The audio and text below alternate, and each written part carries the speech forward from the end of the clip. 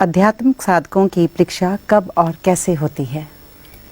आध्यात्मिक साधकों की परीक्षा ये कोई एग्जामिनेशन हॉल में जैसे स्कूल कॉलेज में होता है वैसी तो नहीं होती जी। ये कोई रिटन एग्जाम नहीं है, ना ओरल एग्जाम है जी। ये तो व्यक्ति के जीवन का परीक्षण ही चलता रहता है।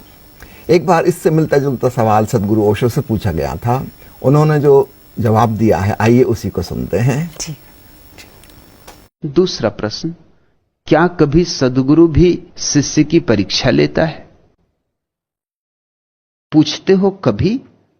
प्रतिपल लेता है, पल पल लेता है।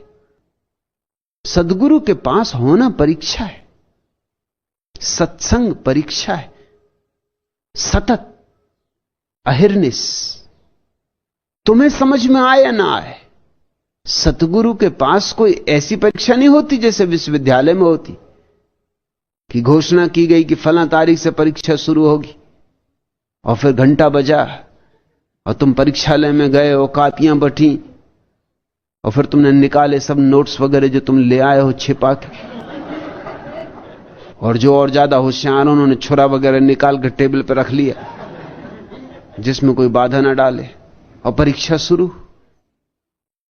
सदगुरु के पास परीक्षा सूक्ष्म है, न कोई घंटा बजता, न कोई परीक्षालय में प्रवेश होता, न कोई कापियां बांटी जाती, न नकल करने का कोई उपाय है।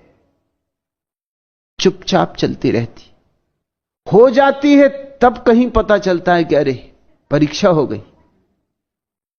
हो जाने के बाद भी पता चल जाए तो समझो कि बहुत सौभाग्यशाली हो तुम, नहीं तो हो भी जाती है परीक्षा और पता भी नहीं चलता। लोग उत्तीर्ण भी होते रहते हैं, अनुत्तीर्ण भी होते रहते हैं, उनको कभी खबर भी नहीं लगती कि क्या हो रहा है। बेहोशी ऐसी है। एक सूफी कहानी, एक दरवेश के पास कोई आदमी आया और उसने उसे एक सिला हुआ कपड़ा भेंट दिया। उसी समय दरवेश ने अपनी झोली में हाथ डाला और एक मछली निकाल के उस आदमी को दी। जिस आदमी ने कपड़ा भेंट किया था उसको तत्क्षण एक मछली निकाल के दे दी। दरवेश के पास बैठे उसके बहुत से शिष्यों ने यह देखा तो उस आदमी और अपने गुरु के बीच हुए उस आदान प्रदान का रहस्य जानने के लिए आपस में बहस करने लगे। मामला क्या? न वो कुछ बोला, चुपचाप आके कपड़ा भेंट किया और अचानक गुरु ने झोली में से मछली क्यों निकाली और कुछ ना सूझा। मछली कपड़े का क्या लेना देना, और तत्क्षण उसको मछली पकड़ा दी। इस आदान प्रदान में जरूर कुछ रहस्य, कोई गुह बात, कोई गुप्त राज जो हमसे चूका जा रहा है। यह ऊपर का लेन देन है, भीतर कुछ और मामला है। कपड़ा किसी चीज का प्रतीक होगा, मछली किसी चीज की प्रतीक होगी। बड़ा उहा पो चला, बड़ा वाद विवाद शुरू हो गया, क्योंकि ऐसी चीजों में वाद विवाद की तो खूब गुंजाइश।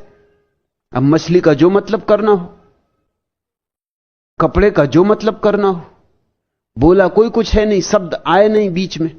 शब्द होते तो कुछ इंगित इशारा मिल जाता, पहेली रही बिल्कुल। कई दिन बीत गए तो दरवेश ने उनसे पूछा कि वे किस नतीजे पे पहुंचे।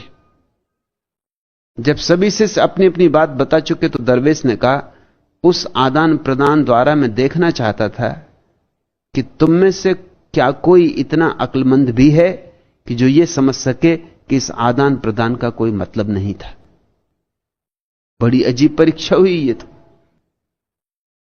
ये जानना चाहता था फकीर कि क्या तुम में से कोई इतना अक्लमंद भी है जो ये भी समझ सके कि इस आदान प्रदान का कोई प्रयोजन नहीं। मगर यह पराकाष्ठा है प्रतिभा की, क्योंकि अस्तित्व का कोई प्रयोजन नहीं, यह बस है।